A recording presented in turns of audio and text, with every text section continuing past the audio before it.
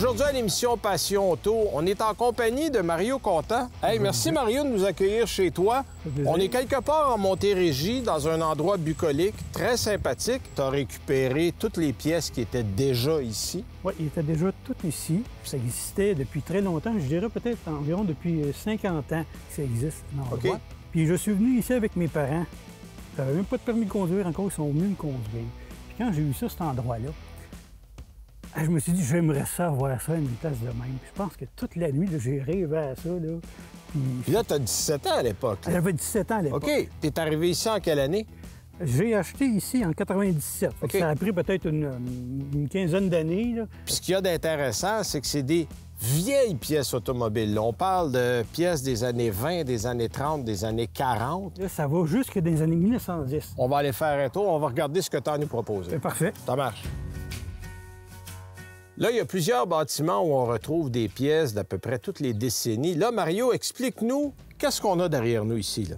Dans celui-là, on a des colonnes de direction des années 20, 30, 40, 50 environ, des vieilles chaufferettes et une espèce de collection de... C'est les forts avant des années 1910. Puis à l'extérieur, ici, parle-nous de ce qu'il y a là, derrière nous. On a ici, c'est surtout des pièces détachées. Il y a quelques voitures anciennes, mais il y a des endroits, là, j'ai jamais été jusqu'au fond pour fouiller. Il y a l'autobus, Même certaines toi, il y a bâtisses. des pièces que tu sais même pas que t'as. Après 27 ans, là, je trouve encore des choses là, OK. régulièrement que je savais même pas que j'avais. Bon, là, on va aller voir parce que tu as quelques projets. Tu as aussi des autos à toi, tu en as à Oui. remonter, tu en as à vendre. On va aller faire un tour, on va regarder ça. En tout cas, Mario, c'est une vraie caverne d'Alibaba. Ici, écoute, il y en Oui. a des choses. Là, parle-nous de ton Packard. Ça fait longtemps que tu as ça, là.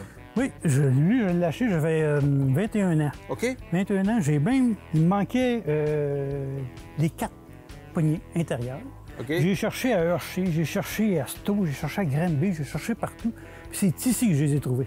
T'as plein de projets là en dedans. Là. J'ai vu une Cadillac, j'ai vu une Packard 1941. Et là-dedans, t'as des projets que t'aimerais terminer, puis t'en as d'autres que c'est véritablement pour les pièces. Quelqu'un qui chercherait Pour une pièce vendre. pour cette année-là, pour vendre. Le nombre de projets que j'ai, il faudrait que je vive jusqu'à 150 ans. Fait que c'est sûr que j'en ai vendu quelques-uns, puis il y en a d'autres que je vais vendre aussi. On a un Roadmaster Sedanette 1946 derrière toi. On a un Packard coupé 1941. Ça, c'est rare, ça. C'est rare. Il est assez complet. Oh, là. il est complet, mais ça prend Bon. un bricoleur averti. Oui, oui, oui. Tu m'as parlé que tu as une espèce de petit magasin général. Effectivement. Un magasin, ça, c'est un endroit où les gens arrivent. Là, ça ne s'appelle plus, les gens. Là, ça fait juste regarder, là, puis ils pourraient rester là 2 heures de temps. Là, Bon, puis ça- ben, si tu me donnes 5 minutes, je vais aller voir ça, tu viendras me voir, on se parlera de Ah, ça. ben parfait. On sait pas regarder, il y a tellement d'affaires. Il y en a à terre, il y en a au plafond, il y en a... Là, on a une espèce de petite bibliothèque. Ça, c'est des vieux livres d'entretien. On a des plaques, on a des morceaux, on a des emblèmes de capot. Il y a un vieux Chrysler, l'oiseau, là, c'est un Chrysler, des vieux phares.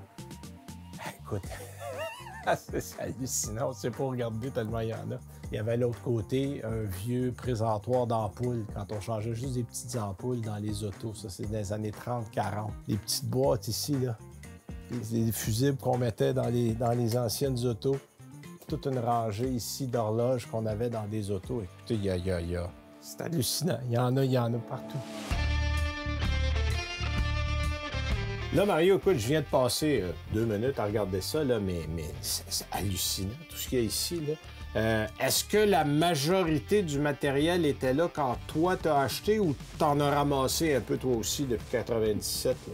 Je dirais que 95 de ce qu'il y a ici, c'était déjà sur place. OK. Sauf que comme cet endroit ici, ce petit magasin-là, c'était la continuité du garage. C'est moi qui l'a construit. OK, t'as mis de l'ordre là-dedans. Oui, j'ai mis de l'ordre OK. parce que c'était vraiment Ça, éparpillé partout. c'est un monsieur Arquette qui avait ça Ben, ici. M. Arquette qui a eu ça avant. Puis lui, tout ce qu'on a vu aujourd'hui, il a ramassé ça où, lui? Il se promenait dans les Canadian Tire, les ND&D, ces endroits comme ça. Donc, les Puis- magasins de pièces d'auto Ouais. en général. Les magasins de pièces d'auto, puis ils rachetaient les lots, parce qu'on sait tous qu'après une dizaine d'années, c'est pas rentable de garder un paquet de pièces parce qu'on n'en vend pas assez. Fait qu'on fait des lots. Même Ah, c'est oui. encore. Fait que lui, il rachetait des inventaires. Il rachetait des invendus. invendus comme Pour ça. probablement à quoi, 10 cents dans la pièce. Ça, d'habitude, t'as ça pour pas grand-chose. Là. Fait que lui, il a tout ramené ça ici. Ouais. Puis c'est comme ça qu'on a commencé la collection. Effectivement. En tout cas, merci pour ton temps. Merci pour la visite, plaisir, Mario. ça fait Si les plaisir. gens ont besoin de vieilles pièces d'auto en bon état, Oui. neuves, dans bien des cas, ben vous savez où venir. Ça s'appelle comment? C'est voiture ancienne d'Amérique. OK. Ben, merci beaucoup, Mario. Ça me fait plaisir.